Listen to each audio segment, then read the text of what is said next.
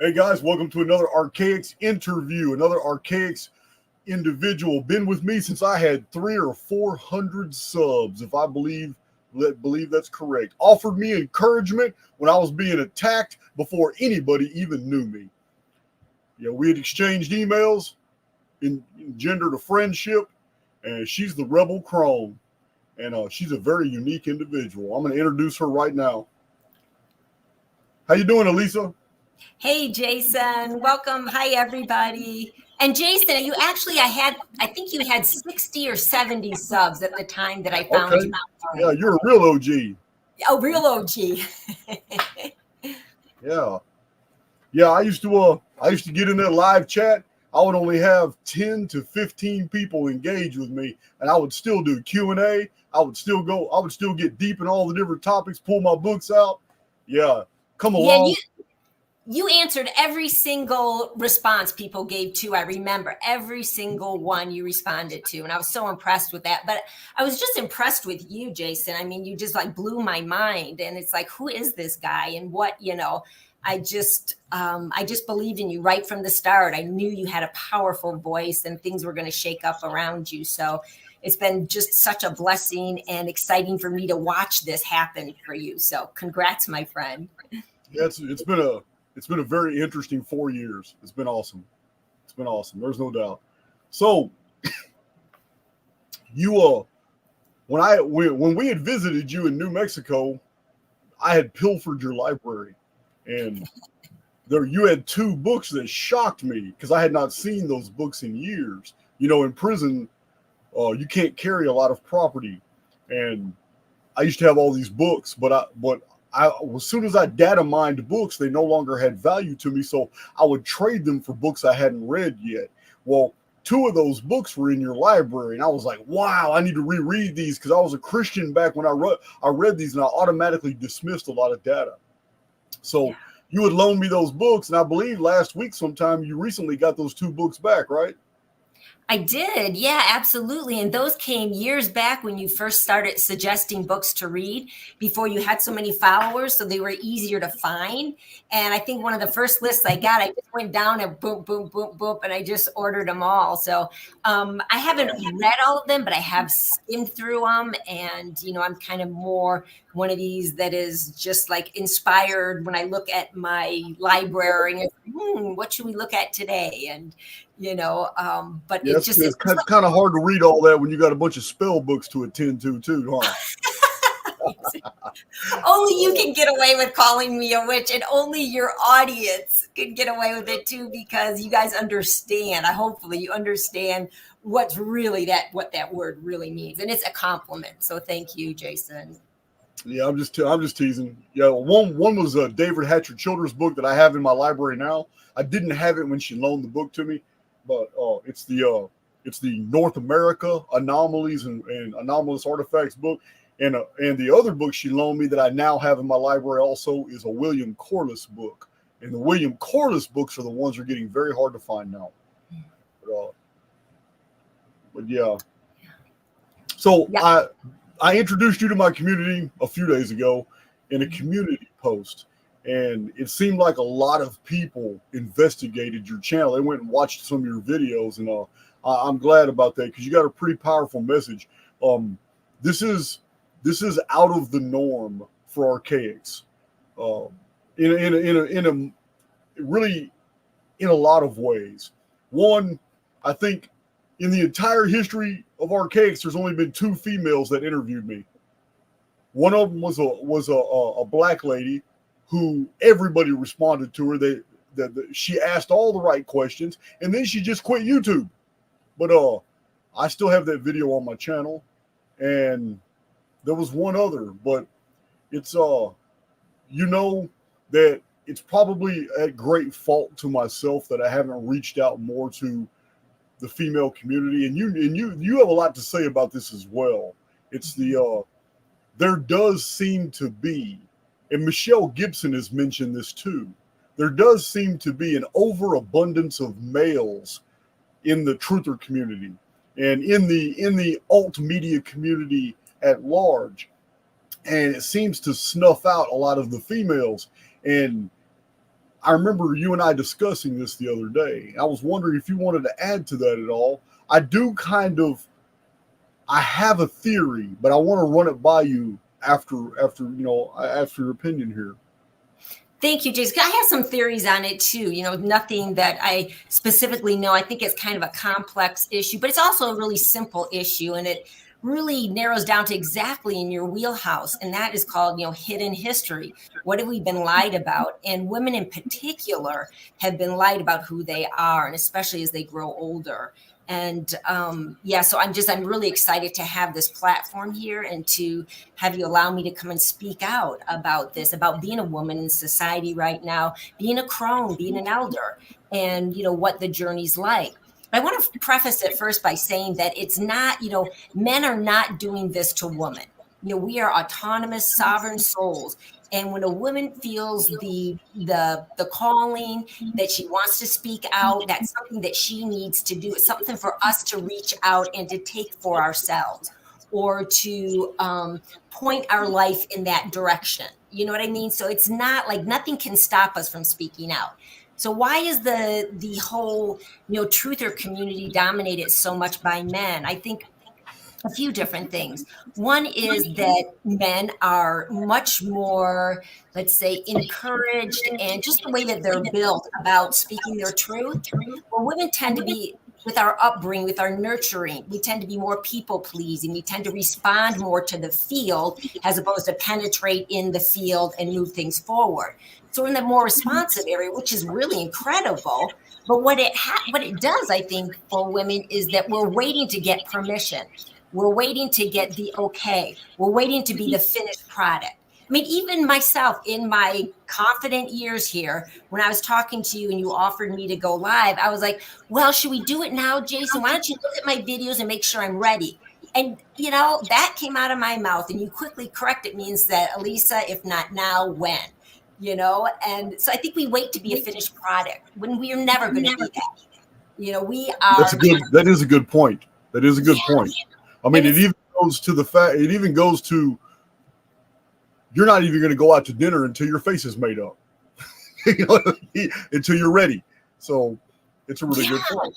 Exactly. And it's what is a hindrance in school. And there's been studies on this, with young girls, and in the workforce where women, like, let's say there's a job offered, like, okay, we're having this project, who knows how to do this?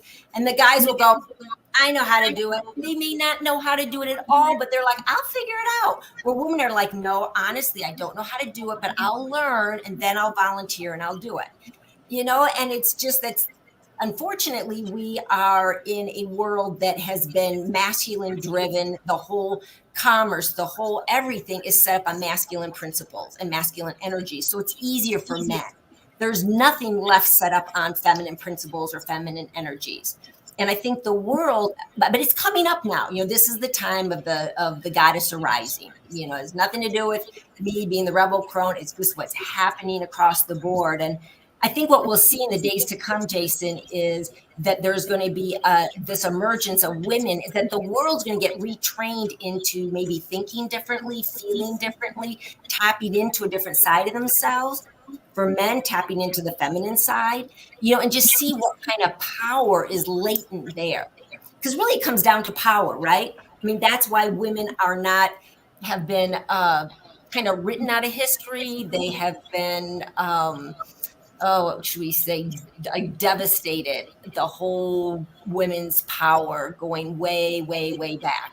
That's, I think, a huge conversation. I don't know if you want to go there today, but I find it fascinating that that has been literally destroyed in a really barbaric way, right? So you can put the history data points there, Jason, but way back when the whole Catholic movement was starting, in particular, which is be more modern days, there was a huge, the goddess was worshipped, the mother was worshipped, was acknowledged. All you think of all the things we know that's left over, like some pagan druid things, it's so much emphasis on the female as the counterpart to the male. Well, when this toxic patriarchy came in, what was the first thing they did? they wiped out the elders, they wiped out the crones, they wiped out the wisdom keepers, the medicine women, all the women that knew about the magic of being females, all across Europe, so utterly destroyed in a horrible way of torture and, unspeakable death that, you don't think that sent a shockwave through humanity, a shockwave into the subconscious of humanity, where even nowadays you mention the word pagan. It's like, oh, druid, oh, witch, oh, all that is just the shockwave, I feel, the shockwave from the brutality that was done to wipe out whole cultures and societies and individuals that weren't going to toe the line to this toxic patriarchy. So it's been lost. It's been wiped out of history. I agree. There are many points to touch on this. One is the older goddess religions. From the archaeological perspective, when we excavate those areas that were intrinsically connected to the Venus goddess statues and the bull cult, the cattle, all the Huyuk sites and all the Tepe sites. There's a lot of focus on Göbekli Tepe. There's a lot of focus on cattle Huyuk, but most people don't know unless they educate themselves that there's over 100 sites that are Tepe and Huyuk, and there's a reason for those designations, and they were all found underground. But there's no evidence of warfare. There's no evidence of a community coming up and making war with another community and the cannibalism. But there's a lot of evidence of a very deep and abiding belief in the afterlife from these archaeological deals. But when this patriarchal takeover, I have documented this a lot on my own channel. When this patriarchal takeover actually snuffed out the goddess religions, they couldn't do it without the blessings of the people. And what I mean is they couldn't outright do it. What they had to do, and this has affected all the pantheons, but what they had to do is take the goddess and make her a consort to a male war god. So this is what they did over and over and over in the Sumerian pantheon, the Akkadian pantheon, the Ugaritic, the Urartian, the Mari, the Amorite pantheons. They're all almost the same. And in almost every case, a female authority that had great authority in more distant antiquity had literally come up under now and become the wife of a conquering god, a newer war god. And you see this a lot. There's a lot. Robert Graves goes into a lot of detail on this. He's like one of my go-tos when it comes to mythology, comparative religion and comparative mythology. You just really can't. Campbell and Graves are the two authorities in that. So Jason, I wonder if like, sorry to interrupt you. I wonder how many of those women actually volunteered to be in that position or did so willingly. And I bet a lot of it was under coercion of what would happen to, her people. I'm going to answer that right now. Yeah. With something that is integral to the entire Archaix research. Okay? We often fall into the trap of thinking that this was done maliciously. And I'm telling you now, from what I've researched, it looks like it was of necessity as a product of the times, because the patriarchal takeover of all the older goddess religions only happened after a most devastating cataclysm. There is no evidence of that takeover prior to that cataclysm. With the complete collapse of ancient infrastructure in the 23rd century BC, all of a sudden the world became a very physical and violent place. All the amenities prior to that were gone. Hope we didn't lose you, Elisa. Your screen froze. We may have lost her.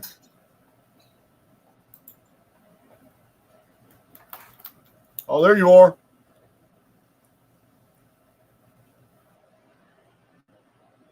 Yeah. Elisa, can you hear me?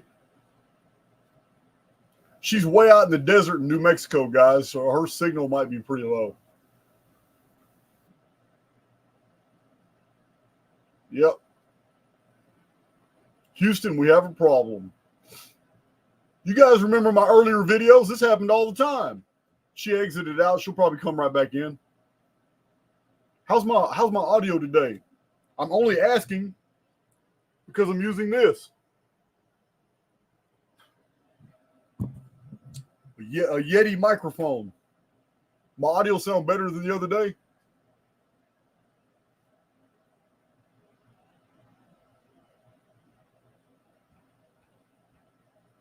Oh, she popped back in.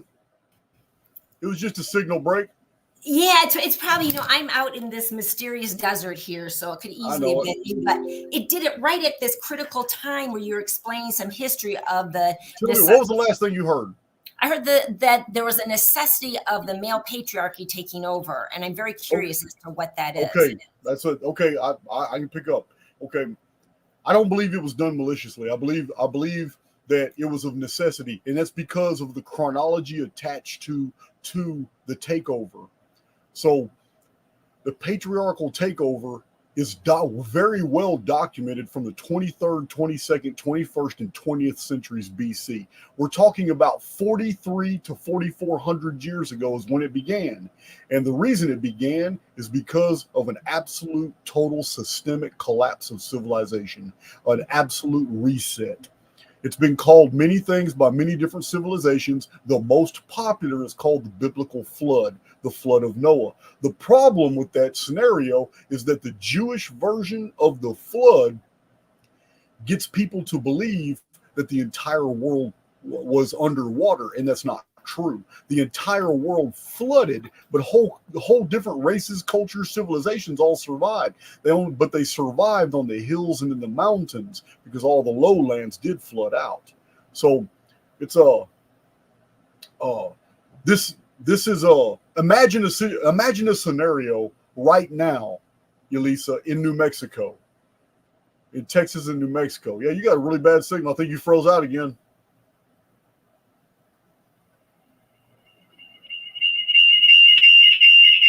Oh, that's not good. Oh. All right. Are you on your phone now? Yeah, I'm switching to the phone. I think this might be better. Might be better. You still look marvelous. Thank you, my dear. Thank you, my dear. All you got to do is be closer to the phone and we can hear you, but the picture is fantastic. The camera on your phone is very clear. Okay, good. All right. Excellent. So, all right, is this better? Very resourceful.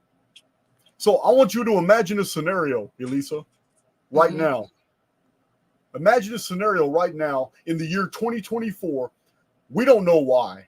All we know is something dark appears in the sky, and then the power goes out and it doesn't come back on. And because the power's out, the pumping stations are no longer providing water. Because the power's out, natural gas pump stations are no longer providing natural gas. 4 and 5 weeks later, all the grocery stores are absolutely empty because people have panicked. Now, EMS, police, fire trucks, they haven't done anything.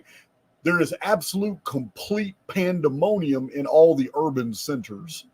People like you, way out in the middle of nowhere, are actually doing pretty good. Although that's not going to last because the urban centers have become basically places of bloodbaths. In a total systemic collapse, which can happen very fast, what happens? When the fabric of culture collapses, the protections of the weak are not extended anymore. Now you have men who have weapons and they're trying to feed themselves and the few people that they want in their inner circles and their families and their loved ones. Now a technologically advanced infrastructure collapses into totem gangland dictatorships.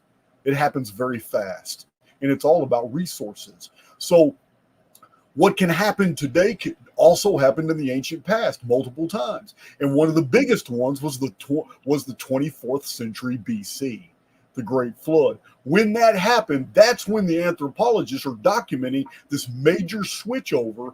And it was gradual over a 200 or 300 year period where the patriarchy took over. And I believe it was initially out of necessity. Then as the power shift became normalized, Then you have the priesthood rising up. There was no priesthood during the goddess religions. The priesthoods came out of the patriarchy. Once the priest class realized the great power that was now afforded to them by the warring dictators, because this is what happened in Sumer, Akkad, and Babylon. The priest class supported the kings, the patriarchs. The kings were supported in the religion by the queen who represented the goddess.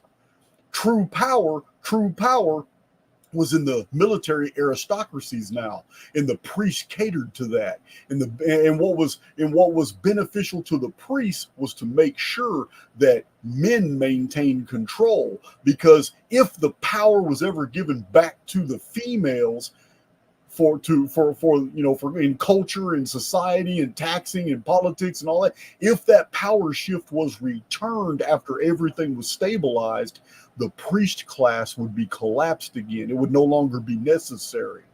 So what started out in necessity ended up being grift.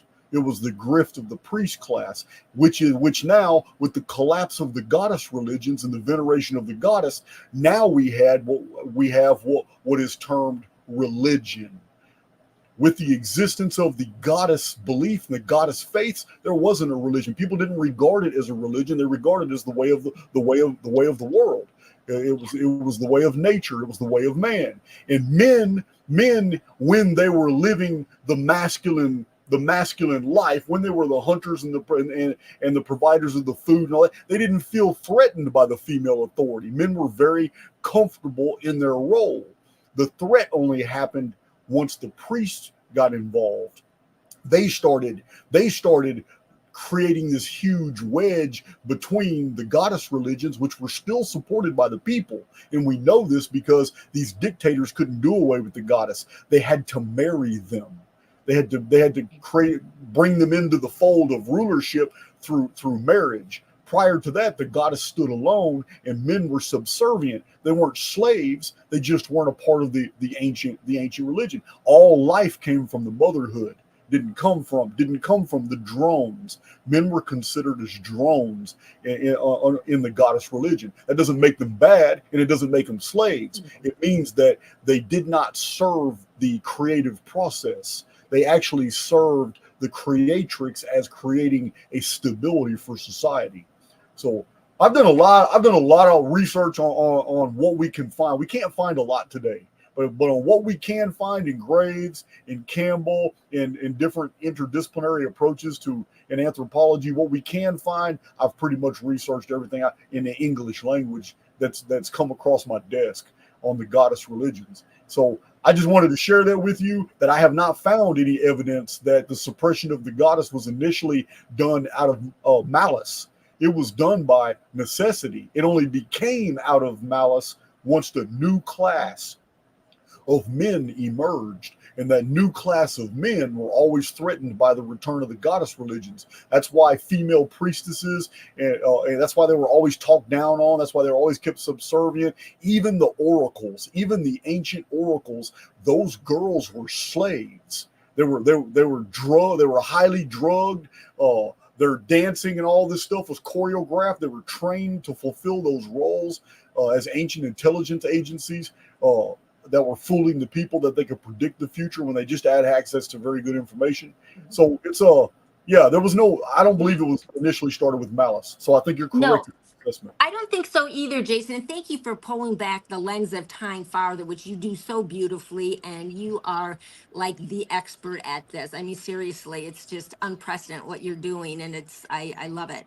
And I do, when I look at like history like that and the things that I've ascertained with it, the bigger picture is there's just been this like, I mean, I like to call it like whatever the games we're playing, just whatever reality formats that are being put upon humanity. I think over time there's been this trying on of like, there's like the goddess and how does that work? And then there's the masculine. I think there's like so many layers of what's going on. And if you want to talk about them in terms of programs, of trying out different scenarios and programs, I mean, this was Bramley's book, is it did he do the Garden of the Gods? Or one of them, it was just incredible because he talks about that whole the scenario of You're talking just, about William Bramley. He wrote the book, The yeah, Gods of Eden.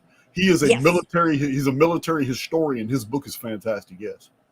It's fantastic. What I'm talking about now is more recent history. So when we jump forward to the time where there was this very toxic religion agenda, and that's right, our more recent predecessors, the more recent, the timelines of women carrying wisdom, of elders, men and women carrying wisdom that was more balanced. It was more about just being like who and how to be a human, balanced with nature.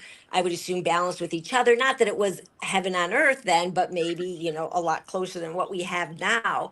And it's in those times, I think the current seeds were set for women nowadays, as far as where it's hard in a society that has now been groomed into being, masculine, groomed into the channels of suppression and domination by force, by, overpowering, of disconnection to nature.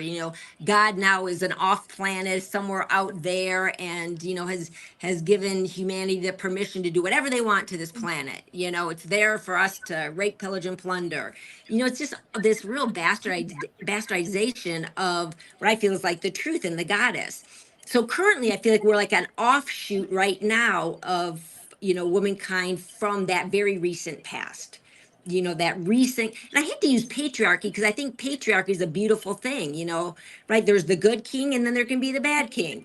So there's nothing wrong. I mean, God, I love masculinity. I love men. I love their strength and how they're wired and the differences, but it's the toxic view of it that is the real problematic.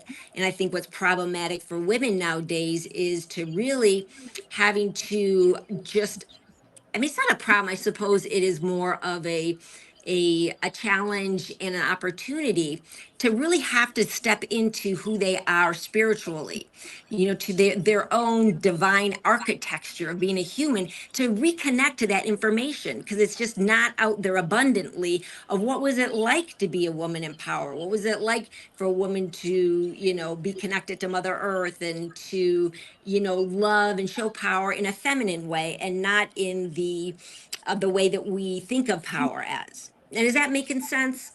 No, it makes sense. I get it. I don't believe there's any right and wrong systems. Yeah. I think independent systems will apply to whatever culture or society adopts them, and if they work for a time, that's great. Patriarchy has worked great in times of need when other cultures around you would willingly come and take your shit if you didn't sharpen your spears. And then in other times of great peace, when there was whole centuries with no warfare and the world was providing abundantly because a vapor canopy world, food is not even an issue. Food's everywhere. So this is when the goddess religions thrived. And in the chronological record, it's exactly where we find the goddess religions at their apex. It was during this vapor canopy period. So, but another way that the priest class did away with the power of the goddess was completely eliminating their form of communication. I don't know how much you know about this, but it's there was a form of communication in the preservation of records that was done only through the female line, and it was done. There's a lot of hints of this all the way down to the Greek times, the Achaean period, but archaeologists have actually found pieces of these, and they know that traditions and stories are true. Native Americans have preserved it as late as the 1800s, although the communication system they had was it paled in comparison. What I'm referring to is the quipu. Have you ever heard of that? No, I haven't. Okay, well, female shamans and females thousands of years ago, during the reign of the goddess, would have these strings attached. And the strings and the number of knots, not only were the knots magical incantations, but women were trained to understand that the thread count on individual strands, the type of knots, the number of knots, all of this was a form of communication, and women recognized where they were in the echelon of society by by these sigils they wore. This was not magic. It was also not reading. It was the preservation of information, the alphabet, the vowels, consonants, numerical systems, traditions of the goddess. Men did not carry the traditions. Men were not recording the histories till after the cataclysm. Prior to the cataclysm, women had, this was the role of females, and the knowledge of a people was preserved in the not magic that a female shaman wore. She literally walked around all day long carrying the histories and the protection sigils and the arithmetic and the calendars of her people.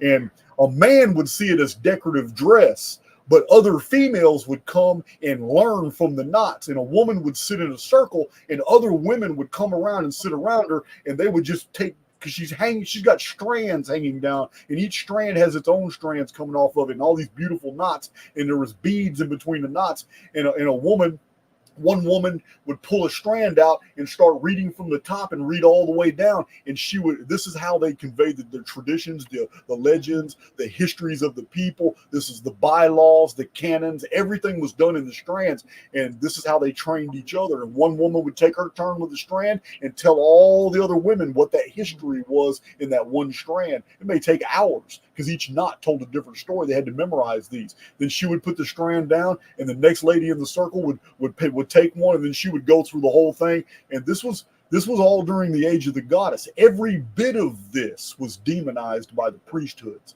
The priesthoods after the cataclysm stopped that practice. So for a long period of time after the cataclysm, women weren't even allowed to adorn themselves because men feared that in the jewelry and in the designs was some type of incantations or any kind of secret messages the women were communicating to each other, because for centuries or even millennia, women, by what they wore, were telling stories to other women without any verbal communication whatsoever. I love that, Jason. That is such a beautiful story. And it's such a feminine story, right? I mean, that is like about, just bringing like power in through beauty, in through adornment, in through, story, but it's all imbued with the spirit of things. And women understand that. Women can read a room in a very different way and can communicate with each other in a very different way, even nowadays when so much of that's lost because we're not taught any of that. We don't have, our grandmothers didn't know, our great grandmothers on down for a very long time. Our lineages have been cut off with it. So I love to hear stuff like that because it just is like, wow, there's so much inherent in the feminine, in the feminine aspect of creation. There's just a different kind of power there, a different kind of knowing. And, it's a balance that's missing right now. That beautiful balance. I mean, that's just speaks perfectly to what I'm saying. I love that.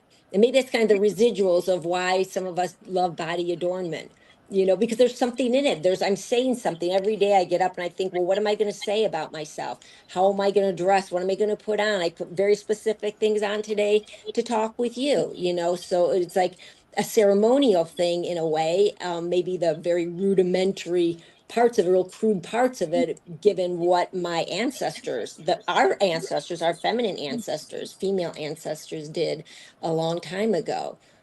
So Yeah. yeah, I love that. Thank you for sharing that story. That's Well, great. we have John. I'm going to show this. Jonathan Sherman just said this. He says, and yet Judaism is totally patriarchal. Jonathan, you've made some really good comments in the past, and I've commented on them publicly. You are right to an extent, but the correction I'm going to offer in this is that there is a carryover from the time of the goddess that is preserved in the Judaic Hebrew practice, that authority for the family name is still carried through the female line only in Judaism. In Judaism, as a lot of Semitic cultures, it's the authority and the ability to be able to call yourself Jewish can only come through the female line. Someone with two Jewish parents is 100% Jewish, and they have a lot more authority, but it comes through the female line. But if somebody has like one parent that is Jewish and one parent that is not, they can't even call themselves Jewish if it's not the female who is Jewish. This is the Judaic faith. So you're right to a degree, but I'm telling you now that the carryover from the goddess practices and is still in Judaism as well, although it is as a religion fundamentally patriarchal. You know, Jason, I think that it's like so true in everything. We're looking at our lost, our hidden history, all the lies and everything. Stuff, at least at this point, isn't totally wiped out. The truth isn't totally wiped out. There's still little golden threads weaving through of truth in things. And, you know, no matter what, you know, the controlling powers that be have not been able to completely clean the slate. And I don't think they can completely clean the slate.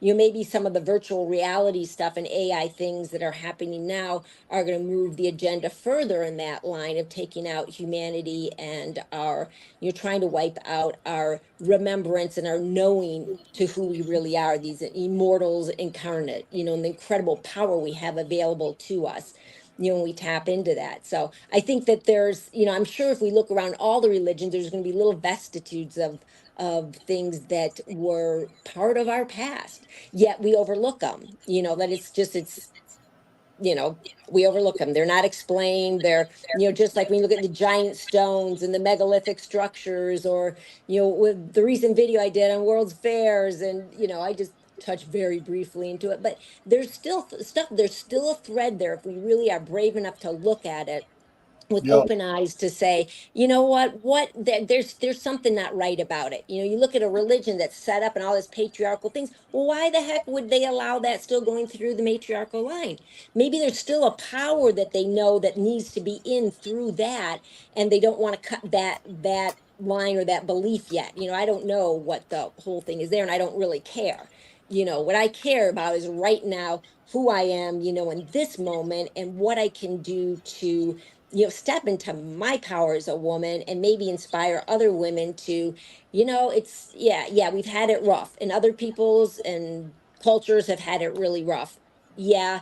And so, you know, it's great to know all these things. We have to know, we have to uncover all the lies, all the manipulation. And that's, you know, what you do so beautifully. And then we have to also, you know, touch into the now, the immortal, which you, I love how you've brought that into all your work, you know, of creating our new reality tunnels. I mean, that is that we have the power to do that, you know. absolutely, So absolutely. So yeah. your channel, I noticed a lot of your videos are on modern fashion. Uh, they are. Well, I mean, well, they're fashion from you. You have very empowering videos for women that are becoming, you know, your age, more mature. I almost committed a cardinal sin and said old, but oh no, yeah, I'm old. You know, I'm transparent. I'm 63 blessed years old. Not that a number means anything, but you know, I've lived a life in that, and I've come through the other side. And hey, you know what? um, Hey, 63 is the new 53. That's what you got to tell yourself. I'm telling you, it could be the new 29. You know, it doesn't, I feel I'm You know? eternal. You know, that's how I feel. But let me tell you something about fashion. So, one of the things, I was raised by an Italian mother, very matriarchal, powerful woman, who was also a dressmaker and clothing designer. So I grew up with the Italian sensibility of presenting yourself. Like, you don't step out unless you present yourself in public. And that's just wired in me for those reasons. And you know, for me, so I've been known my whole life for my sense of style, and I have a very unique sense of style, but it's a reflection. It's not something separate. It's not me versus my spiritual self. My spiritual self is imbued into everything that's about me, you know. And so for me to really acknowledge and tap into what I'm passionate about and how I'm designed, you know, this is part of it. So I started doing these like fashion tips and things to just draw attention to, you know, women beautifying themselves, however they're called to, and also the spirituality and also deeper things beyond just like, you know, hopefully like a fashion tip, but there's also a more spiritual tip or a life lesson tip along with it. So, at first when I did the channel, I was like, well, I don't want to go in that route because, that's superficial. I'm this mystic and I got to do mystic things. And then it's like, no, mysticism and adornment is one thing. And your story you shared about, I can't remember what the word is, about the women in our ancient past, how adornment was just such a pivotal part of their power and their ceremony and their communication. So I think this is the little residuals of that it's still it's one thing all the way through. So what do you want to say about yourself? How are you going to present yourself? And as women, how are we going to walk into the room? No one's going to, they may open the doors for you, and if they do, great, but you got to walk through them. And that's like coming back around to women in the space, in the virtual space, the social media space. Why is it dominated by men? And I think that all kind of plays into it. Yeah, I do have a theory about, Okay. because I was listening to Michelle Gibson one time, and she was talking to somebody else, and there's been 3 or 4 times that I was just about to reach out to Michelle Gibson. I did send her an email one time, and she responded, and then some things went off in my life, and I never came back to it. But there's been several people that I wanted to bring on my channel, and then right when I'm about to communicate to them to bring on my channel, I'll see a video where they're sitting here dialoguing or networking with somebody who is absolutely toxic, somebody who is just has been vehemently just attacking me unnecessarily. I'm like, yeah, you know what? I'm just going to move around. I mean, we are guilty by association in everything we do. So, well, thank you for choosing me as one of the women, one of the very few that has been invited on your channel. And I appreciate it. And I think it bears witness to our connection, you and I, Jason, and to me with Archaix. And just I'm very, very specific about when I make a video, every word that I use in it, how I'm portraying myself, what I have to say, because there's just, I'm all about, this is the mystic me. I'm about the energies. As you're saying, like, I think when you're talking to the perceiver, it's just vibration coming through, and I protect my vibration. I've learned to do this through my age and through my wisdom, is to protect the vibration that's me. And I don't want to, like, I'm not going to bring on my channel as it grows and I invite people. I'm not going to bring something on that is going to be a dissonant vibration to that of, truth, empowering humankind, and love, the love energies, because that's what it's really all boils down to. So I understand, I appreciate your carefulness with that. yeah, well, I mean, I'm not too careful. I mean, I just, you know what? I'll there's a lot of people that can bring value to the community, and I don't mind reaching out. As a matter of fact, if you've noticed lately, I'm kind of on a different kick.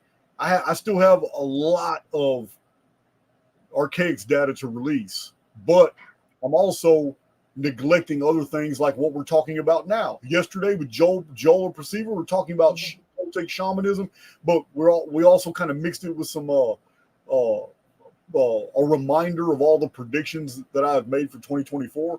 But here in the next few days, Joel's coming back on my channel, and I'm going to take a back seat because I'm going to pay attention, but he's going to educate me on Castaneda. I don't know anything about Castaneda, so I'm gonna before I form any opinions about that, I'm gonna let him educate me on it.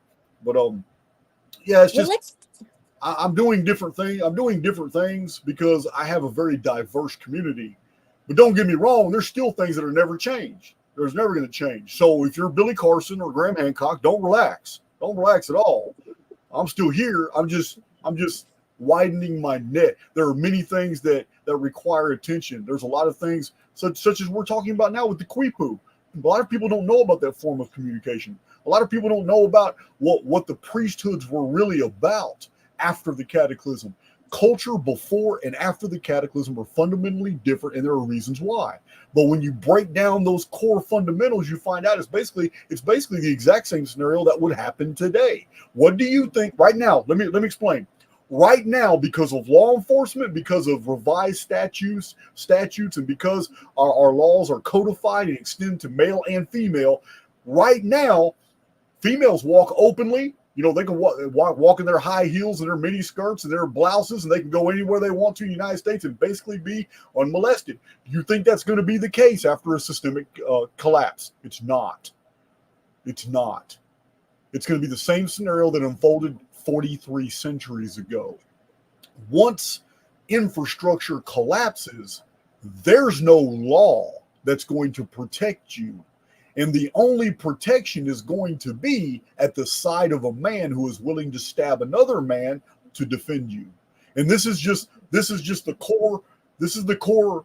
I mean, even in a systemic collapse, people think guns are going to protect them. You have no idea how fast you're going to run out of bullets. If you do not actually press your own bullets, you're in trouble. And then you've got all the brass casings and then all the gunpowder. There's no more manufacturing. Mm-hmm. So 43 centuries ago, a lot of females got with powerful men by necessity. But it wasn't the powerful men that didn't give the power back, as everything was brought back online. Cities were being conducted, agriculture was picking up, they repaired all the canal works, water flow is good. It wasn't the powerful men, the dictators and the chieftains and the shamans and it wasn't them.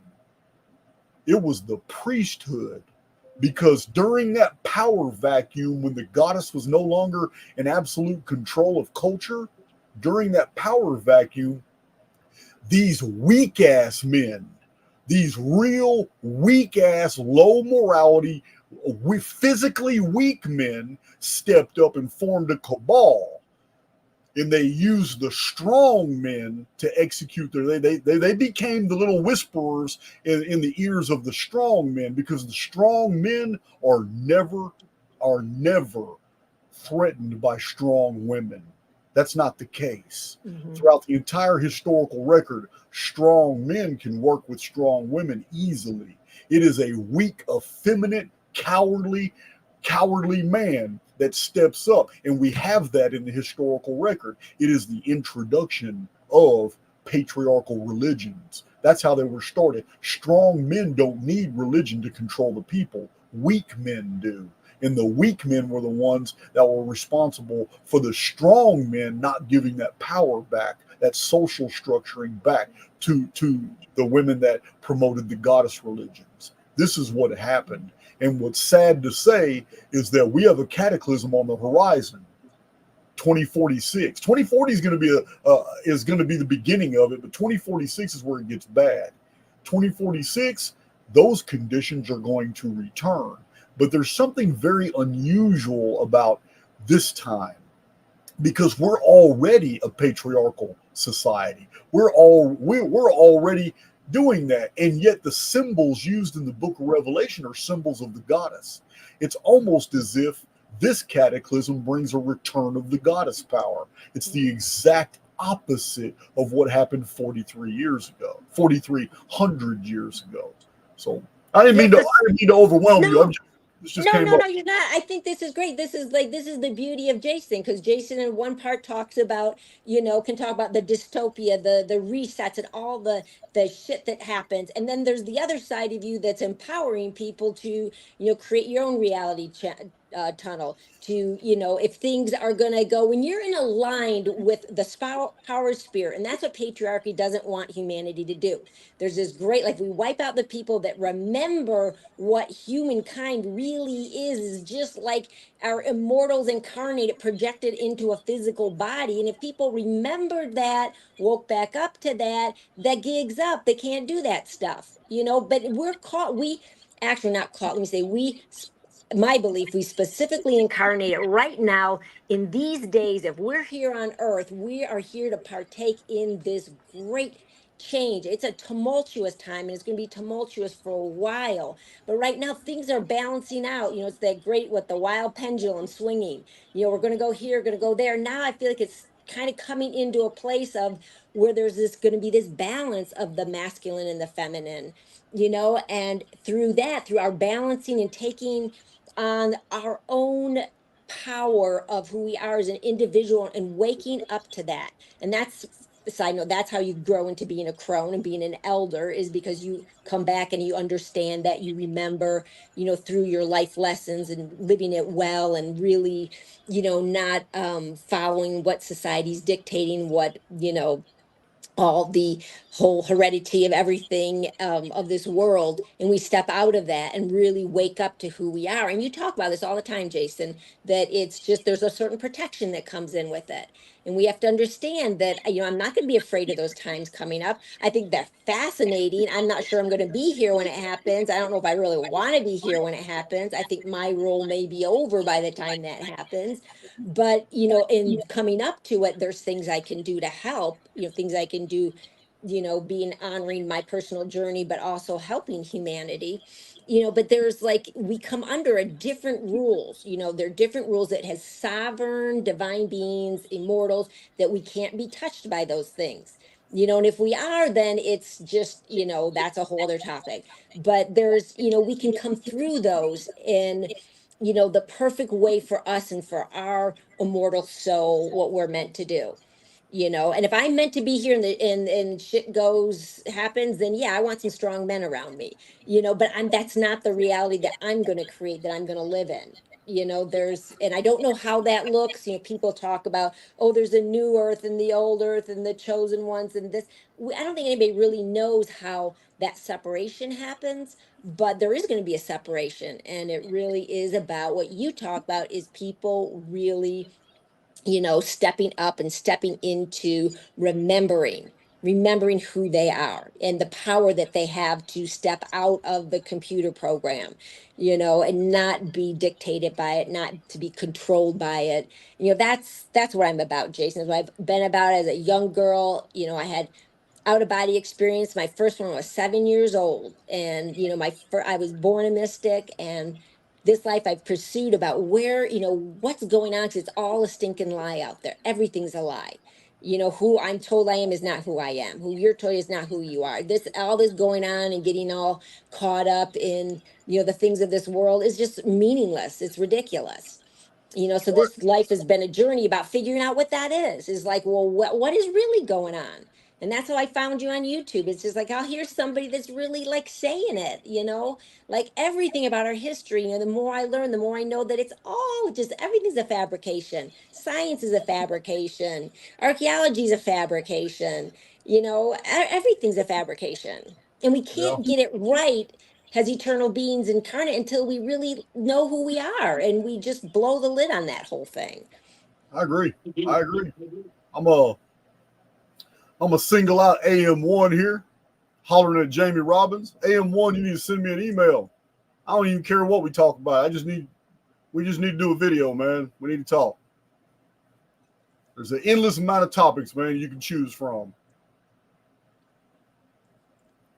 But yeah, I agree.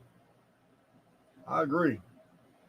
I'm looking at these. Got a lot of comments. A lot of comments. Would my moderators please put? I haven't seen one. You guys are normally on it, so I'm probably just speaking out the side of my mouth. But would one of my moderators put Elisa's link to her channel on my feed? Yeah, Elisa, I like to put links to guests in the live chat, because you can click onto the live chat even months after the video's over. Nice. Right? I'd love that. Thank you, Jason. Thank you so much to bringing me to attention, to your community. I love your community. These are very heartfelt, passionate people, and I just love I just love the spirit behind it. I think it's a beautiful thing. And I appreciate you allowing me to speak, because it's a different perspective of the same message. That's all it is. And we're in this together, and honoring each other and our viewpoints is like so important. And I just want to, I feel like my role at this time is just really honoring the feminine, and really helping other women to really come in a place of waking up and just claiming the wisdom that they've learned in their life, and stepping forward and using their voices, saying what their truth is, and however that looks for them. I mean, world changes. You can change the world just by how you handle the energies inside yourself, much less. And you can change the world like you're doing, like rocking the world in a big outward sense. You know, Right, it's right. just, yeah, it can happen in all different ways. So, you know, like I say, thank you so much for Well, giving me I have this. I'm not done. I'm not done with you Okay. yet. I'm Oh, not letting you good, go. I'm not letting you go yet. I good. just so we need to get back to this original tenet that we had discussed, or we opened up with. Why isn't there more females in the truther community? Yeah. Oh, I want to offer you a theory. All right. Okay.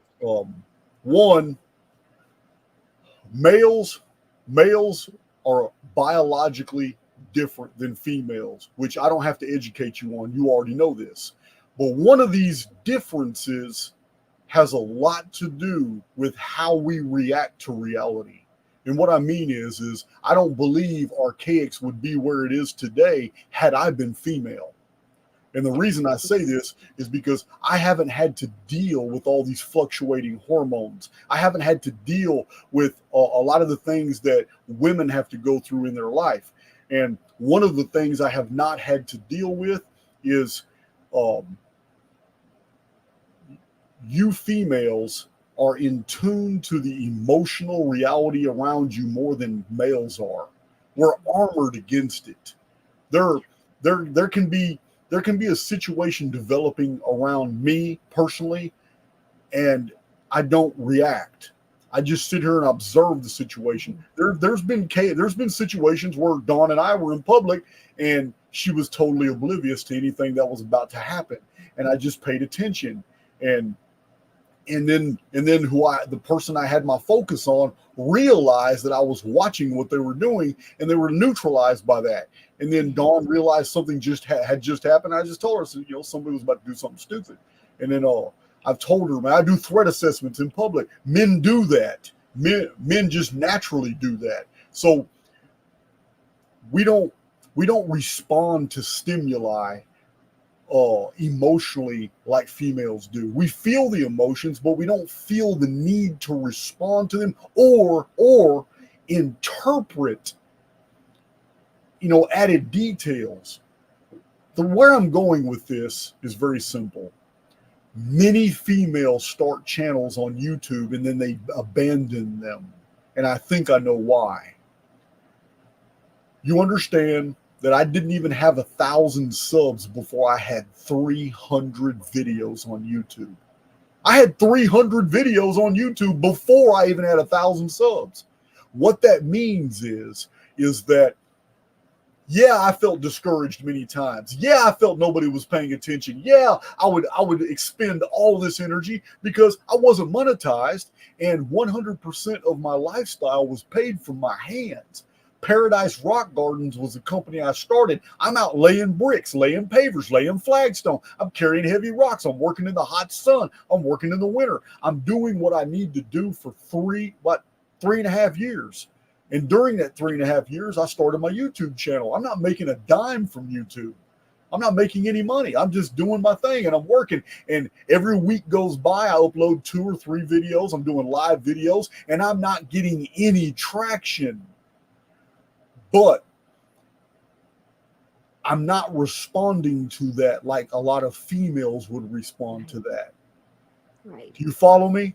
Oh, A I'm lot of with you. And I females think, are going to get really discouraged after 100 videos and they've got no traction. So they think they're a failure, but they don't understand.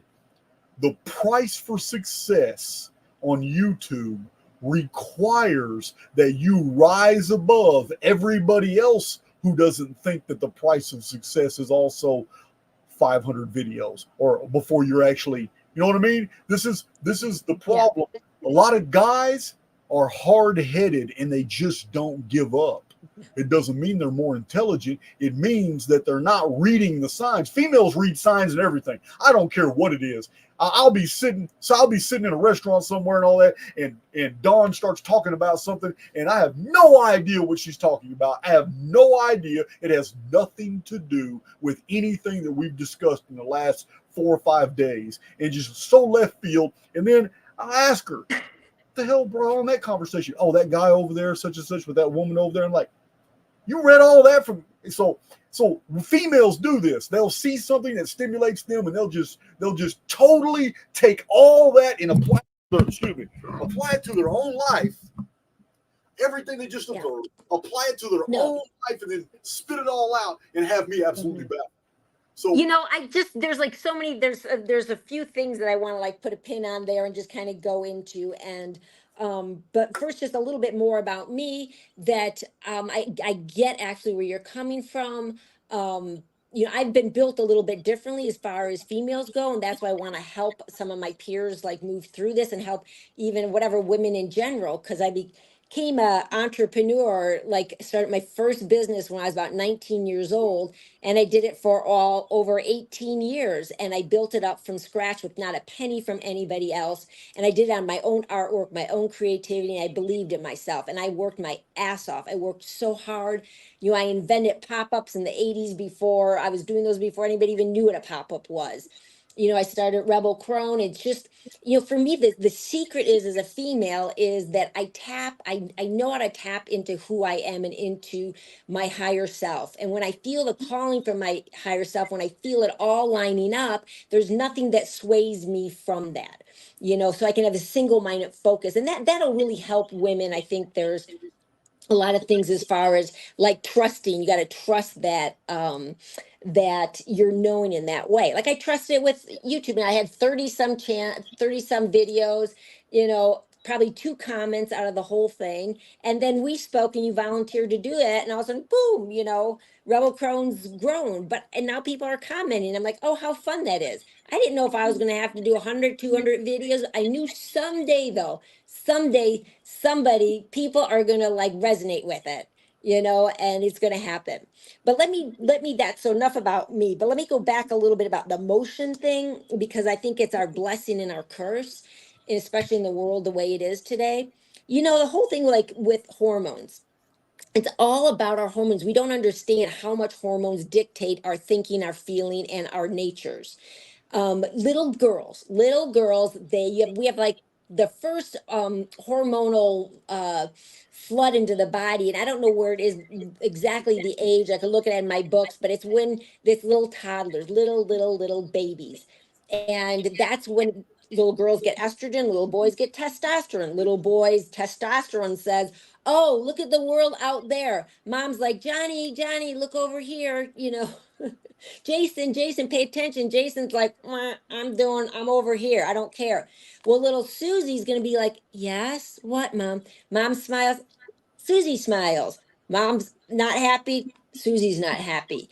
So there's so much of a hormones that dictate the way our brains are going to form up and the way our responses are. Now that is, like I say, it's a blessing, but I want to run something by you, because I think one of the, like something I've been kicking around lately, and you can put it chronologically, maybe fitting it in, because I think there's a blessing and a cursing about this whole hormone thing, and especially when a woman comes on her menses cycles. And how I figured this out, or became suspicious that there's something else going on here, was after my menses stopped and I stepped into a place where, once everything leveled out, all of a sudden I became me. It's like my head cleared in a certain way. My heart, my emotions like settled down, and it's like, boom, there's like this different power available. I didn't care what other people think, yet I can love people now, because in a different way, because I don't care what they think about me anymore. But that didn't happen till my hormonal fluctuations went away. So I'm wondering, Jason, if you could help me with this. Is the moon coming coming on, into the earth sphere and into this level of 3D creation? Was this a gift to the world, or was this part of subjugating females into a hormonal cycle that was going to keep them off balance? I wonder about that, because I don't know how much it's my friend anymore, really, how much of the moon has been my friend. Yeah, you and I kind of discussed that a little bit the other day. You kind of brought things to my attention that the moon is a mystery. I mean, Hans Bellamy, Hans Boehringer, and Emanuel Velikovsky are our 3 principal sources on the capture flood, the first appearance of moon in the sky. I have cited from occult traditions, I have cited a very obscure text that talks about a race had, when the moon appeared, a race that had been basically on the surface of the moon came to our world, and that the moon was actually positioned there. Now, you also know that it is my position that the sky is simulated, but it's a simulacrum, meaning it is a copy of some other place that is real. So, although from our perspective it's all holographic, it's all simulated, somewhere else this either happened in the past or it's a possibility for the future. You raise a really good point that I had not considered before, because in these Sumerian texts, and they're very obscure, and the story is not as clear as Zechariah Sitchin pretends it to be, but the Igigi came from the moon. They were the original Grigori of the Book of Enoch, the Watchers. They came from the surface of the moon. They were never supposed to come to our world. They were supposed to observe only and report. But they came down, then they stayed. It's also the origin, Igigi, Ogyges, Grigori. These are the ancient Greek terms for giants. But you raise a good point about the moon, because the moon doesn't affect males, but it terribly affects females. Terribly. So, it's a terrible effect on female biology. So where did we get out of the goddess religions? Who was it that assigned the moon as a symbol for the goddess? Because that's not what we have in antiquity. We have that from the priest class, that assignment. I'm going to tell you what we have from the ancient pre-flood world. The moon was never a symbol for matriarchy and for the goddess. Do you know what the symbol for matriarchy was? No, what was it? It was the arachnid. It was the spider. Really? Spider was the symbol of the goddess in the pre-flood world. Now, when Egypt was taken over by the patriarchy, they turned the spider grandmother was turned into a scorpion king. But the original ruler of ancient Egypt before the flood was female. In the Sumerian prism, in the Ashmolean Museum today in London, Oxford, we have a Sumerian prism that describes the 7 kings, but there's an 8th that's mentioned, and the 8th was the one that gave the authority to the 7. The 7 kings are males, and they ruled the Sumerian Pentapolis. But what's always been very curious is that the 8th was a Lulam, and a Lulam is a female designator. So we have 8 is the number of the arachnid. You follow me? The ancient Native American traditions have preserved more about the pre-flood world than anything we have ever found in the Sumerian and the Akkadian cuneiform. The Native American traditions go deep into Bokika and Quetzalcoatl and Viracocha and there's a few others I'm not naming. The survivor of the flood, so Cox and others. But in every story, he was subservient to Spider Grandmother, the arachnid. Spider Grandmother during the pre-flood world was the one that kept the people alive, because she spun the necessary webbing that held the moisture in the sky. And when she was unable to do that and the webbing broke, the sky fell. And this is what caused the Great Flood. So in all I found from my research is that the symbol of the goddess was this spider. Sometimes the scorpion, but it was the arachnid. It was the priesthood after the cataclysm that assigned the moon to females, and that's crazy, because the moon has done nothing but harm females, give them aches, pains, all that stuff. It has, and I've got all these moons all over my beautiful logo and stuff, and I'm thinking about taking those things out of there, because I'm not real super happy with the moon anymore. I think it's one of those lies that's been told, and the goddess worship, it's the moon. Why are we worshiping that? Well, I'm gonna tell you another association real quick. It's that another reason the spider was known for this was because how it carries its young. All its young stays attached to its body until it's go. Also, the spider was the weaver of creation, the creatrix. she wove everything because the spider creates knots out of her webs to create all things that are perceivable in reality. So the spider was the perfect symbol for the goddess as the basket maker, because it was out of the basket of creation that the spider brought all the good things into the world. Now, this story was turned around by the priesthood. The priesthood turned it into a story of Pandora's box and blamed females for bringing all the evils into the world. Yeah, the priesthood is the origin. The priesthood, the ancient, they're called the Idemu.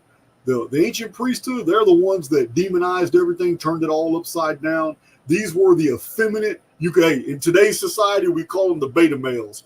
These were the weak beta males who saw a power grab opportunity and they took it. Yeah, I mean, the world would not be, it would not look like how it does now if women had remained and stayed in power and in balance. I mean, it's just, we all know that. It's just indicative of that. But I love that spider thing. And the thing that comes to mind is like right now we look at the symbology, you know, of the witch and the spider, that it's a dark thing and it's an evil thing. And so, of course, they took the spider and they made people afraid of spider imagery, you know, just like the swastika and stuff. It's just, you know, inverted and, you know, hide the truth there. Let me ask you something, Jason. When does the snake symbology come in, and what part of the priesthood is that, or priestesshood? The Do you the know anything about that? Yeah, well, the earliest references to snakes are male diviners. These are ones who know secrets, like Ophis. Oh, the term Ophis is ancient Archaix, pre-Greek. It means one who sees, or one who sees clearly. Nahash in Hebrew, found in the book of Genesis, is literally a term for seer, one who observes, or an interpreter of secrets. The serpent wasn't a serpent. The serpent is a description of a male who happened to know great knowledges and secrets. This is why in ancient Egypt, two of the symbols of the Anuna found their way on the Egyptian throne. Long after the Anuna left, pharaohs, in order to show the people that they were sitting on the throne by the authority of the Anuna, these were just human males, but this was the origin of the patriarchy. To show that authority, Egyptians have smooth skin. They cannot grow beards. So I'm not talking about the Egyptians of today. Those are Arabic people. Those are the Arabic Saracens that invaded and took over those people and introduced a Semitic people who can grow beards. Ancient Egypt was a hairless people, and the pharaohs had to wear ornamental wooden beards. This is why you see on Tutankhamun's coffin and all the ancient statuary in Egypt.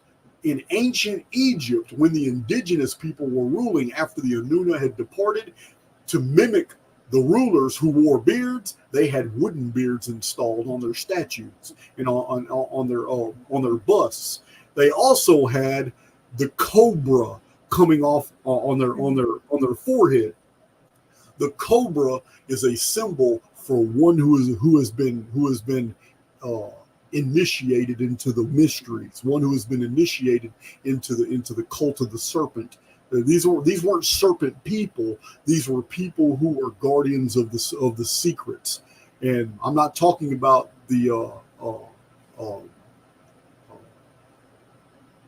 like witchcraft and the occult and all that. I'm talking about basically what we reveal in Archaix is what was known in the ancient world. They knew about the vapor canopy. They knew about the origin of the Titans. They knew about all these things. These are the ones that knew about the Phoenix phenomenon. I have a tremendous amount of data on my channel showing that the Phoenix phenomenon has been widely known by almost every civilization in antiquity. They knew about the 138 years or its multiples. They knew what happened when the moon turned red and the sun went black and earthquakes appeared all over the world. They knew exactly what it was, and they had calendars to represent these things. And they built pyramids to preserve this information all over the world.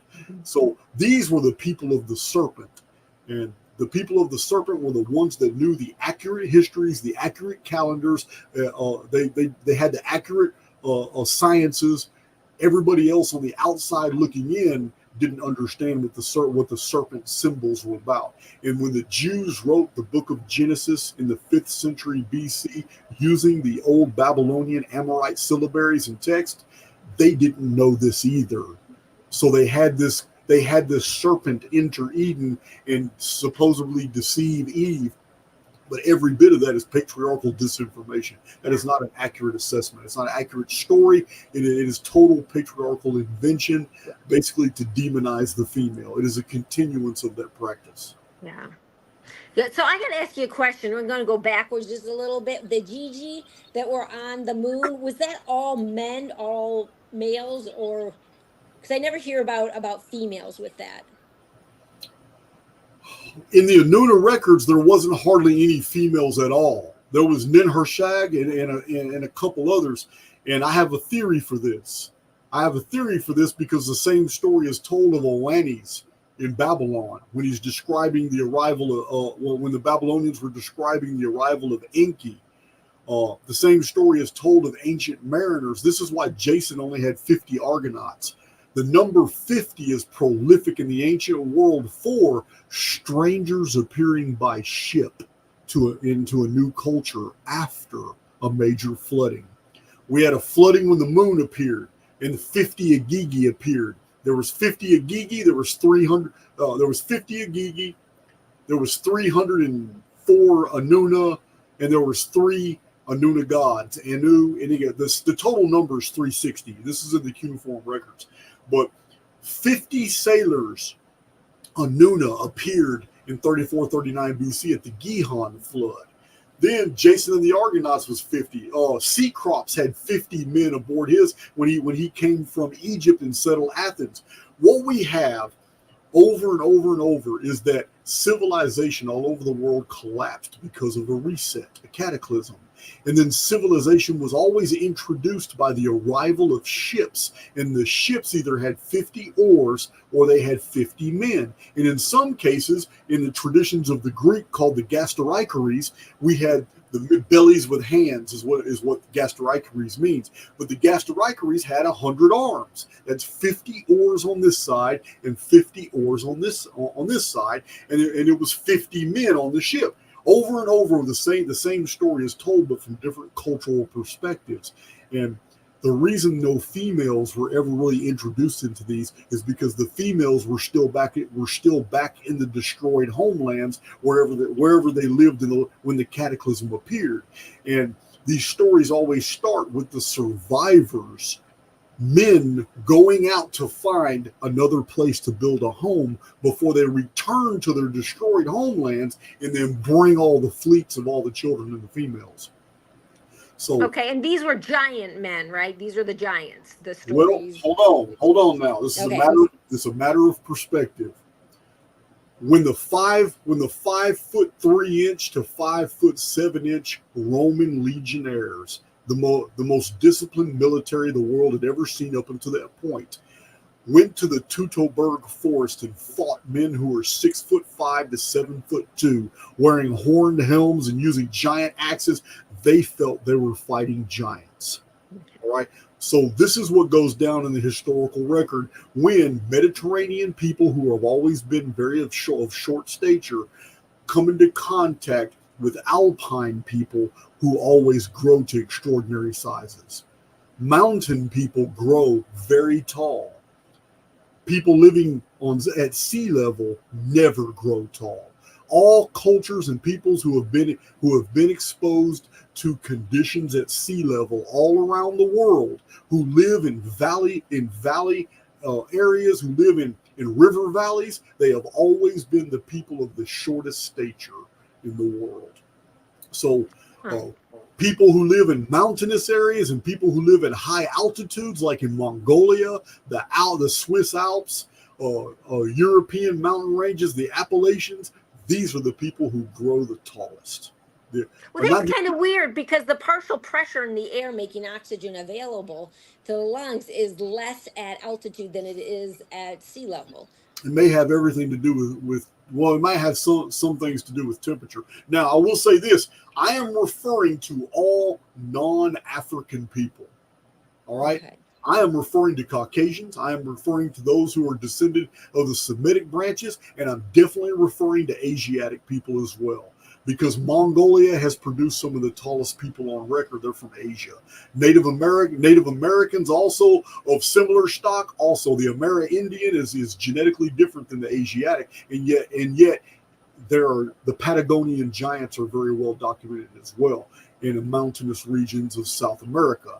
But when it comes to the Black African genotypes, the opposite is true, and I do not know why.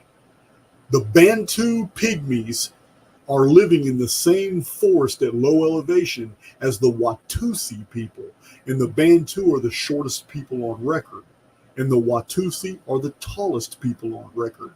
So when it comes to Black sub-Saharan Africans, the opposite is true. So these are fundamental differences between white and black people, or actually fundamental differences between black and everybody else. And this is just something for the anthropologists. This is something you would need to ask Robert Seifer about. I don't know. This isn't something I know. All I can do is document what is. I can't document why.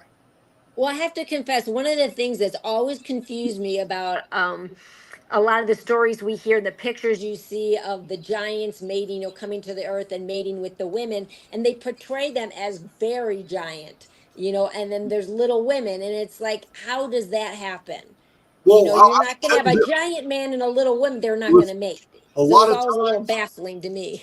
okay, well, listen, in the historical and in the traditional records, when giants are documented to die out, it's after a cataclysm. Hmm. What happens during all these cataclysms? I've documented upheavals and subsidence always. Listen, we have a whole civilization in the Urubamba Valley of South America. It didn't start there, that far high up above sea level. Tiahuanaco, Puma Punka, Lake Titicaca, all the ruins of Cuzco, Sam Cunayathan. I can't even pronounce some of these places. The Nazca lines in Peru, they weren't built at 12,000 foot elevation. You can't even breathe up there today without special apparatus if you're up there for more than 6 or 7 hours. You can't do any labor up there. It's 12,000 foot elevation. It's cold. They weren't built there. No one builds quays and wharfs and whole interlocking canals and docking systems at 12,000 feet altitude. And there's a reason why there's a fossilized coastline right there at 12,000 foot altitude. It's because in 1687 BC, when the Phoenix appeared, the Ogygian deluge cataclysm involved earthquakes, and South America was raised in minutes at 12,000 feet altitude. Well, that's when those giants died out. Over and over and over, it's changes in topography that causes people of large stature to die out. Just like people of large stature weren't created. The titans and the giants in ancient past weren't created because angels had sex with human women. That's a dumb religionist perspective. That's just stupid. The religionists, the priesthood created that story. What the scientific record shows, as I've documented by the creation scientists who have actually done the experiments with hyperbaric chambers, is that a vapor canopy causes everything to grow to gigantic sizes. So humans didn't even regard themselves as gigantic when all humans were the same size. They were just 13, 14, 15 feet high. Then a cataclysm happens, the vapor canopy is gone, air pressure is different, the oxygen has been depleted, the vitamin nitrogen content in the soil is now gone. Now, within 200 years, everybody's normal size. So the differences is always environmental. So when you take that into consideration, it explains why there's no more Patagonian giants. It explains why Mongolia doesn't produce giants anymore. It explains why different areas of the world and island chains and lowlands that once had giants, they have died out because they stayed in the lowlands after a cataclysm. They didn't come from those lowlands. They migrated there after a reset. So Yeah, I love that you've just, Jason, that you've been able to bring logic and reason into such a crazy stories and myth and history and all of that, because it's just all so jumbled up and stuff, and you can just cut right through and just have it make sense. I think it's just like what people have been trained through a lot of the religions, is to just trust and have faith and let somebody else connect for you. Trust and have faith that, yeah, these stories, it's just not, we can't know that. We can't know where these structures came from. We can't know where these myths came from. It's just these stories, and just keeping people passive with it. And people aren't anymore. You're leading the charge there, and you see that all the people that are following you, that it's just, we're just tired of having all these stories told us that we can't know. We can know them, and it's coming out. The truth is coming out in all levels of stuff. And it's just, I think it's really exciting. And yeah, so everything you say, you describe things, it makes sense. It's like, oh, that's why that connects to that. That's why, that story came from. And it's not just some magical fairy tale, an angel's coming down, and all this like so fantastical stuff. I think our real history is pretty fantastic, but it's not fantastical like that, Yeah, you it's know. not. Yeah. Yeah, I need to get Roger of Mud Fossil University on here too. I just saw this comment. I've been meaning to reach out to him. Like I said, life gets in the way. He's got some really interesting stuff, the vapor canopy related stuff. I want to talk to him. Something you said, Elisa, something you said the other day. Uh, oh, Rebel Crone. One of the reasons why you call yourself the Rebel Crone is because once you get to a certain age as a female, you no longer give a damn about what other people say. Now, you said that, and I remembered it, burned in my memory. There's because it has everything to do with what we originally started this video out as. We started this video out with the premise that there's something going on as to why there isn't so many females in the truther community. I think I have another answer for that, even better than the one I just provided a minute ago. Okay, let's have it. Okay. Please, women, do not crucify me for this opinion. Do not crucify me for this opinion. But men deal with trolls far better than females do. It doesn't matter who you are. Every channel, everybody who has started and come out and tries to be successful is going to have trolls attach themselves to your channel. You guys know I got Tartarian Truth, Chalk Body Outline. I got a bunch of guys that have provided no value to the world other than just basement dwelling BS that hate me because of my success and don't think I should have it because I really effed up when I was 17 years old. That's their only reasoning. You're going to have trolls. If you want to start a social media account, if you want to start adding value to the world, you're going to get these people who are steeped in negative default programming. You're going to get them. Now, most of my trolls fall into that category. There's a couple unique ones. One of those is Tartarian Truth. He's listening. He listens to all my videos. He's listening to it now. I'm just going to tell you straight up. I absolutely refuse to believe that man is just doing this because he hates on me. He and I have exchanged emails. We've communicated. Listen, his grammar, his diction, his sentence structure is too perfect in our communications. This man's working for somebody. And the very fact that he's Jewish basically tells me I've pissed those people off, and they're basically paying him to just stick it to me all the time, which I really don't care because he just brings a lot of value to my channel. He really does that. He brings a lot of quality people. But you're going to get these trolls. And I know for a fact that there's a lot of females who have started channels on YouTube and they get so viciously attacked by other females and by males that it affects them and they just abandon the project. Yeah. Yeah. No, you're spot on that one. And it's not a condemnation. It's just you're just speaking what's true there. It's just we're built differently, and women are very sensitive to that. There's just, it's like the female energies are very sensitive energies, and that's how women can be sensitive, and they can, hear a conversation across the room and pick this up and that up, and the nuances of stuff is because we're working with refined, finer energies. And those energies, and women, don't jump on me, but there's a certain protection that they need. And I think the masculine in harmony offers a certain protection, around, say, when you used to have the priestesses, when the oracles, you had a protective, hedge around this, and the men were there to do that. So the women could do their thing, on this vertical, level. So I think there's something accurate with that. But the way out of it, I don't know like what the answer is exactly to that, except for women that, we'd have to just, it will help us in our mission to be authentic and to have a voice and to help, with our own ascension process, our own involvement is to stop reacting to the world around us. We are not, stop reacting to that and being proactive into the world. Yes, we may pick up and be sensitive to all these things, but they're not about us. Like what you think of me is not about me.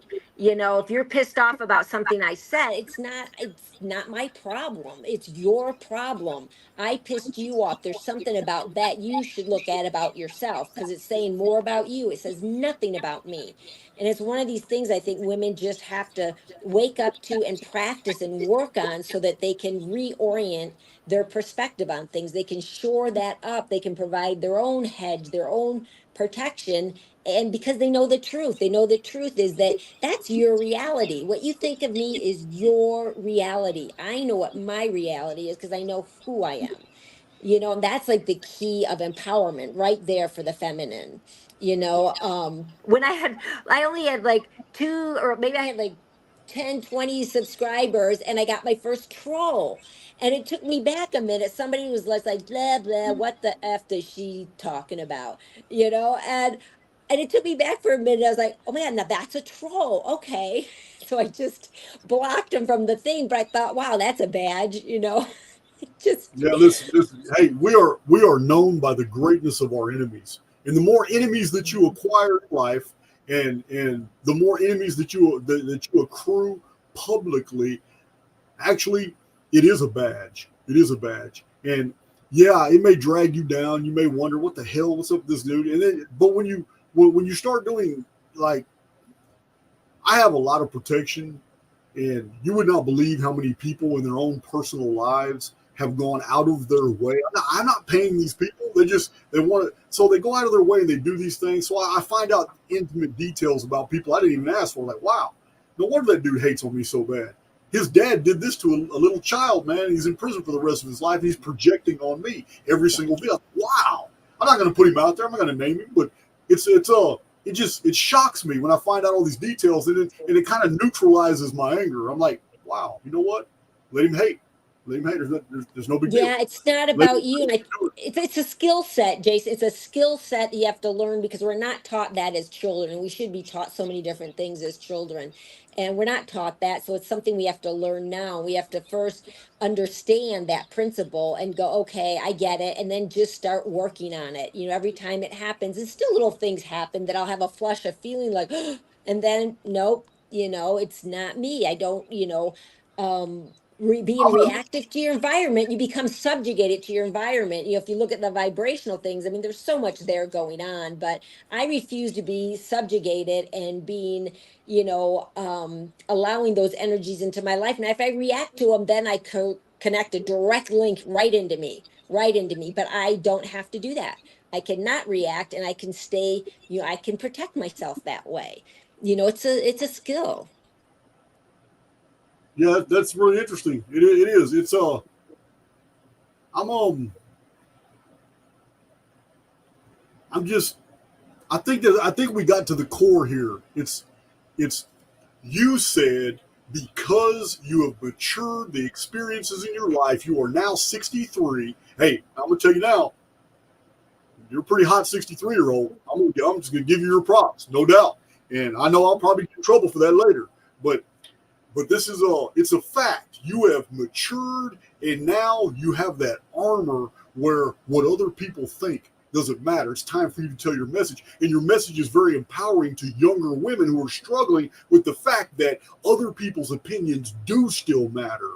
And it affects their behavior, and they're unable to move forward. They can't do what you're doing, putting all these little fascinating little videos together, getting females to understand the reality of this world and how to navigate it. What you're doing is great. But we hit the nail on the head as to why there isn't more female truthers. Females have to deal with these biological things in their life, and they have to deal with all kinds of things that males do not have to deal with. And when they do, they're better equipped. Yeah. So men Absolutely. can take a lot of that shit. I can't. I let that shit just go off. But I know this. My life is an open book.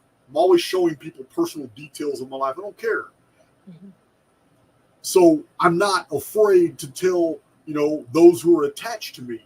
When someone attaches themselves to me, like Dawn, then I feel obligated to also share some of those details, and I do. And I'm going to tell you now, Dawn, she needs to talk to you. She needs to talk to you and she told me she needs to talk to you because the trolls do affect her, and she doesn't have that armor. Dawn goes straight into ninja mode. He said, what? Say, but you know what? This is her warrioress the inner warrioress in her comes out. I'm like, sometimes I got to talk to her. Hey, settle down. Jason, I get it because I am a fierce warrior. I mean, you just do not fuck with me and the ones I love. You just don't do it. It's nothing. I've dragon woman here, but I've learned how to temper it. And what are the real fights, And the fights are not going to be ones where I am going to wed myself energetically to a lower vibration outside of myself. I can protect myself with that. Now, I tell you, if push comes to shove and some real bad stuff goes down and I really feel attacked, I'm calling you, because I know you will, you'll add extra protection and you'll help me. I have my men in my life that I love and I know that are there because, I'm as tough as I am, I still am working through things. I still have weak areas. I still need, that, not need, but I love to have that masculine balance in my life. And I know you've got my back with that. So it's nice knowing that. And I can do a lot on my own. I can protect myself on my own. And sometimes it just needs community. It needs a village to step up. If the energies get too big and too hostile, we group together, as a village. Your followers know that, we're in this together and we say no. And the kind of things that, the energies that we're pushing up against, these are big, these are powerful. We're not going to combat them. We can't take them down, but we can also shield ourselves for when they come on the attack and they try to go after us. And as women, I've been working on this. My whole life has been dedicated to figuring out what's going on, to developing myself as in empowering and strengthening myself. And so there's a lot of things I've learned over the years, and especially as I came into my cronehood, or I say my older years, as I claimed my cronehood, I claimed my crown of wisdom because I have it, and I appreciate and I honor it. And these are some of the things that I've learned how to do. I've learned how to navigate this world. I've learned how to start businesses, build businesses, make them happen. I've learned how to, deal with the energies in the room, I mean, just like the list will go on about things that I've learned. And I tell you, that all comes rooted into one of your primary premises, which I absolutely agree on. And I always, every time I'm in anything in life, any situation, I always reconcile it and square it back to the fact that I am an immortal being projected into this physical body known as Elisa. And that's the bottom line. And it changes everything that's happening. I look at it through different eyes. I look at my world through the eyes of the immortal. And, suddenly it's like, I have the power, I have the vision, I have the ability to handle the things in life, but I square it back to that every time. I agree. It's Yeah. good. You gotta alchemize all that. You gotta alchemize all that negativity and turn it into something positive. Because Dawn's watched me do it. She's watched me come under huge attacks, and when she just looks at me, she stresses out sometimes, and she just looks at me and says, "I don't understand how you do it." And I just got inspired to do a video. Hold on, I'll pull my books out, put everything together. 5 hours later, I'm uploading a massively awesome video on YouTube, and it wasn't even something I thought I was going to do that morning. It just happens. It's Yeah. Emotion is energy.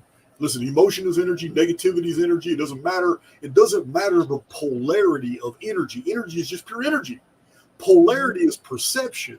So when all this negative energy is focused at me, yeah, it's going to affect me sometimes, but it's very rarely that it affects me for a long period of time at all, because I'll sit there and I'll use it. I'll let that energy just pin up. All this focus has been put on me, negative stuff, and I'll just cogitate over it for sometimes it's just 2 or 3 minutes. And then my mind will wander and I'll just pull something from the field. It's like, wow, that's an awesome video. And in an instant, all that negativity, the energy is still there, but now it's been focused into a project. And for the You next, alchemized it. You alchemized. That's beautiful. it happens all That's the time. beautiful. It Yeah, happens that's all the beautiful. time. And Dawn hates me for it. But No, I highly doubt. I highly doubt that. And Sister yeah, Dawn, man. I know how much I love how much you love me, and I love you, Dawn. And we certainly talk about it, and it's challenging as women. I mean, I just am not going to diminish that at all. Is that it's challenging as women to really deal with the negativity and not take it personally.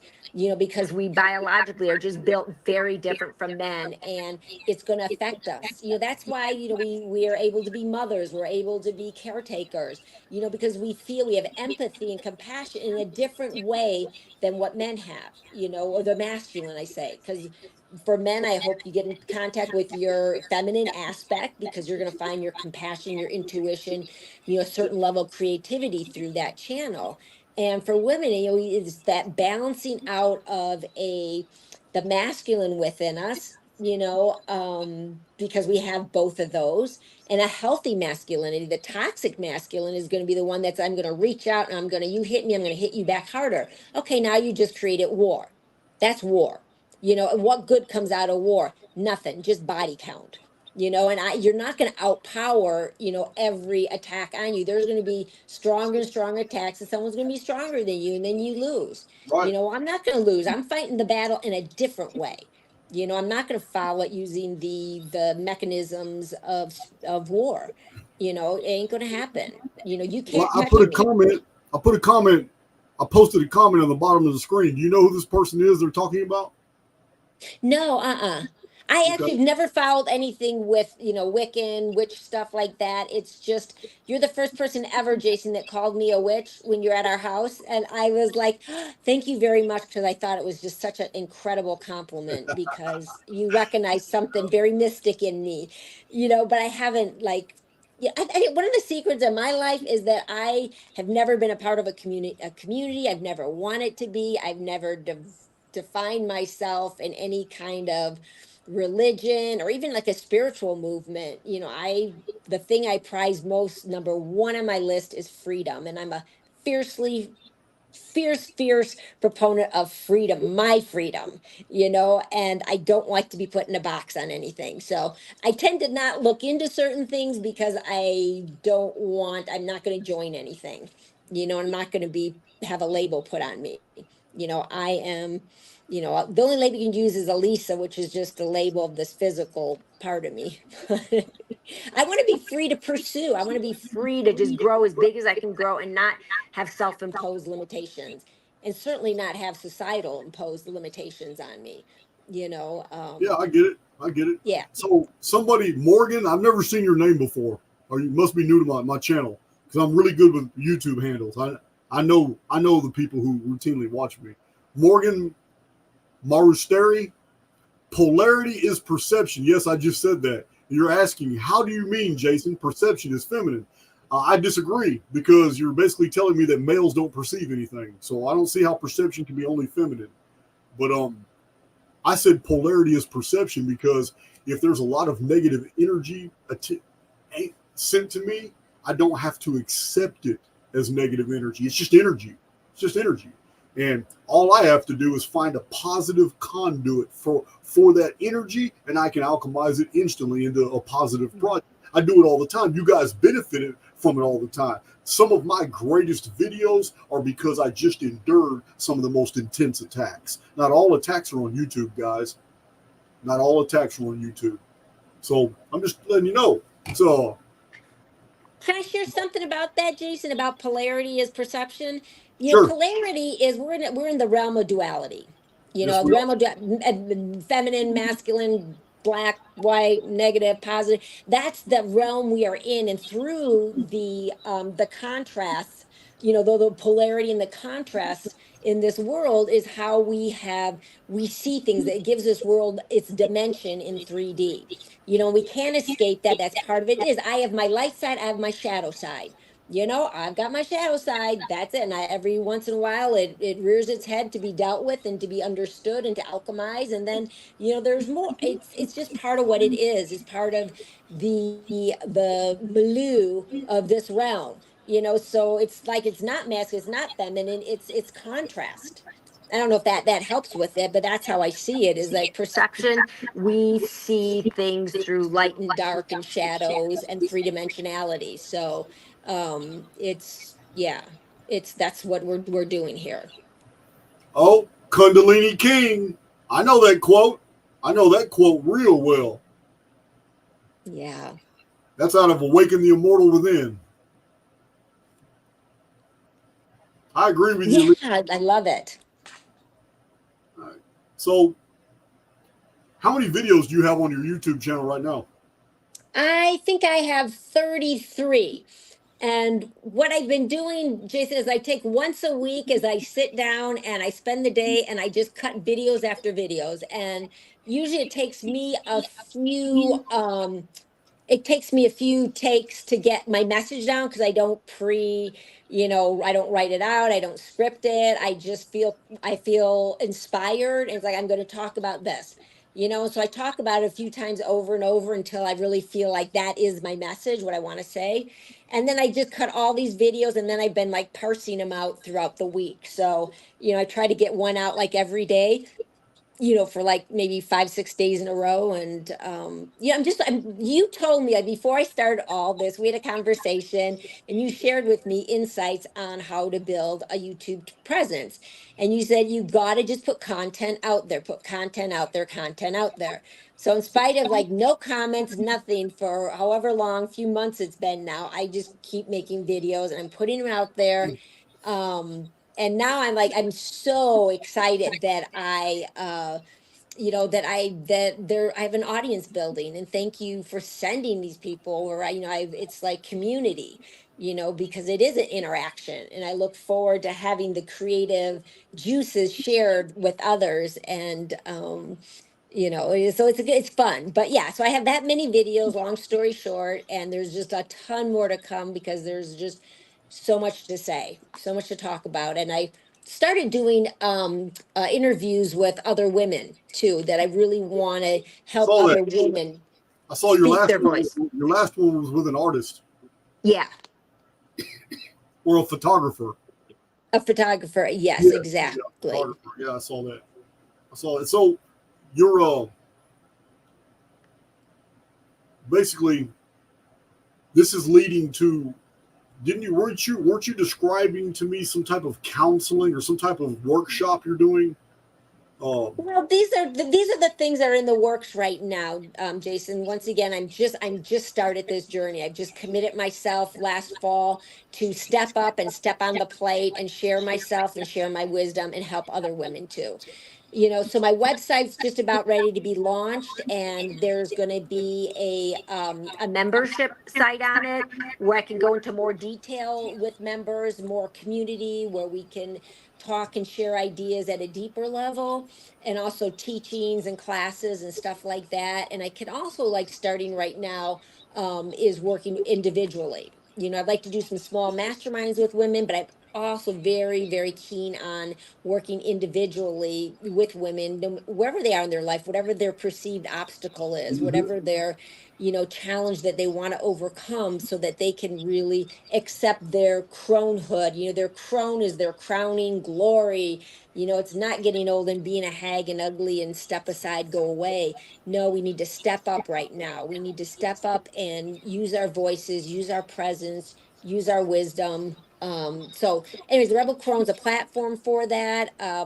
Eventually, maybe next year, I'll start doing some little mini retreats for women to get together and to really, hone in the change, because it's about shifting, our ability to shift and change. And it may in some ways get more challenging the older we get, because we tend to be more entrenched in a way of thinking or a way of being. But that doesn't mean we can't overcome that. We can't step out of those trenches, and we can step into a place, a bigger place of freedom and expression. And really, I mean, I don't know. I see women at my age, and I just see them as amazing women. My crone friends are they are incredible, and I just want to share that with the world. So thank you, Jason, for giving me this platform, because older women Good. are spectacular beings, and the world needs us. Did you say your crone friends? Yeah, my crone friends, Oh, okay. I thought you yeah. said coven. My bad. No, my crone friends. And in fact, my posse Yeah. here in Santa Fe, I'm the youngest of everyone, Yeah. which is kind of funny, but so yeah. So and I look forward to having guests on my site, and to talk about various things and explore spirituality. I'd love to bring in somehow or another more your research and just kind of all the stuff we have, that are being lied to us about our history. I'm super keen on that history and Well, archaeology. I do have But about 4 or 5 goddess videos. Uh, yeah, Semiramis, the goddess, pre-flood world, the matriarchy. I do have those videos, and you're more than welcome to if you have the software to download those videos and put them on your channel, since they're relative to your topics and all that. So yeah, I would love that. Thank you. I'll do that, because I really want to start pulling together, because I think that as women we have to understand our history too. The history of the feminine. And today, thank you. I learned so many things today too, and that there is a history of it. And through that, I think that's empowering. It's empowering to understand where we came from, where we are right now, and then ultimately, though, where we're going. That's about right now. That's that connection, and ensuring up that connection between us and our higher self. yeah, That's going to imbue us with the power and the wisdom to move forward. But I feel great freedom happened as I started figuring out that this realm is a big fat lie. you know yeah. yeah. Hey guys, did Elisa Chastain just out talk me in this video? Did that just happen? I have never had a guest do that. I'm trying to learn how to take a back seat. And I'm going to do that for the first time with Joel Perceiver real soon. I'm waiting on his reply, but real soon, next couple 3 days or so, he's going to educate me on Castaneda, and I'm going to try and keep my mouth shut. Well, Jason, I hope that I was a display of feminine energy that can speak up and talk for themselves with a very strong masculine, because you are a very strong masculine presence. And um Thank you. it's like, yeah, that's okay. It's cool. I love it. All righty. Well, this is the Rebel Crone, guys. We had a great chat. I'm pretty sure it's not the first time. I mean, it's not the only time she's going to be on this channel.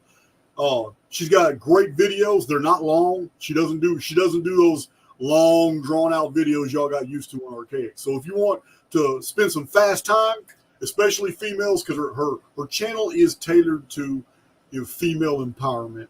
And if you want to learn a lot of lessons in life at a younger age than 63, but you don't want to have to live all the way to your 63 to get there, you might want to start checking out her videos and seeing what she has to say. She's also a little bit of a fashion nut, so you can get around all that. She's got a great channel. Get around all that. Until later, I try to keep this under 2 hours. Until later, this is the Rebel Crone. And Her links are in the description box. You want to go check out her sites and her channel and all that. Elisa, it's been real. I'll holler at you later. Okay, thanks, Jason. Bye-bye. It's been fun. It's been fun. Thank you. All right.